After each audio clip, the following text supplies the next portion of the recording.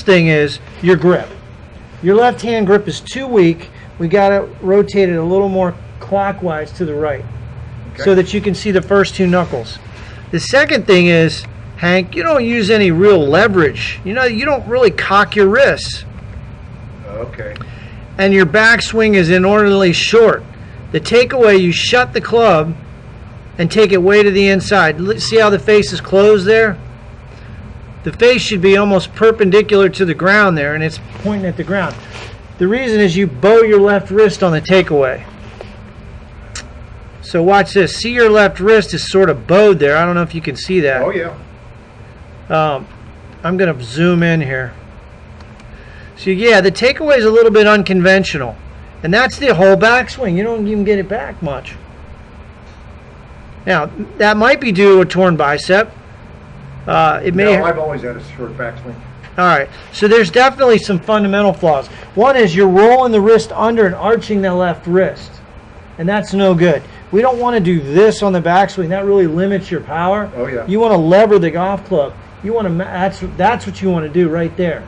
That's a good exercise. In fact, I was going to give you that exercise to do. You want to lever the golf club so that you get a 90-degree angle established between the left arm and shaft, which you don't do, which you're perfectly capable of doing. Yeah. Yeah. That's another 20 to 30 yards. So, Hank, the good news for you is athletically you have the ability to do things much differently. The technique is just not maximizing your potential as a golfer, really. Yeah, it is frustrating when kids get up and just kill the ball. And I'm like, what the hell's going on? He's half my size. Right. Yeah. You don't happen to know Brett Davis, do you? Yeah, sure, I know Brandon Sherwood, sure. Oh, shit.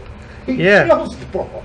Yeah, he's a little shit, is right. But he's a nice kid. No, he's a good kid. He's coaching a couple of kids over there.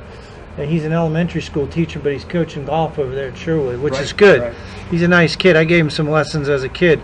But anyway, yeah. So this takeaway, Hank, I want to show you what a conventional takeaway looks like, so you know what it's supposed to look like, and you can practice this.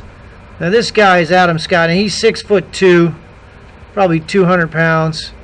Now watch how the club shaft runs right along the inclined plane of the shaft. See, the hands and the club are in that cone area. Now, when you take the club away, you don't do that. Your hands go way underneath the... Okay. Now I understand what you mean by the cone area. Yeah. Yeah, so that yellow cone area, your hands and the club should be in when you take it back. Now, if you don't do anything with your hands, you'll be in that area. What you do is you roll your left hand under and arch the wrist. You can see it right there. Yes. And so there's a manipulation in the hands right off the get-go that we need to eliminate. Boy, all those bad habits, how am I going to...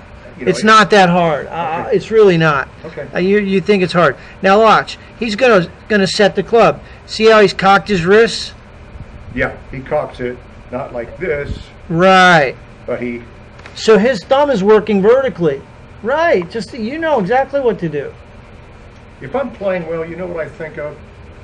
Getting the club back and resting it on my thumb. I'd love for you to do that drill right there every night. You don't even have to go and hit balls. Just do that every night. That's beautiful. And that's getting it back? That's getting it back. I'll take a video of you doing that, and I'll send it to you.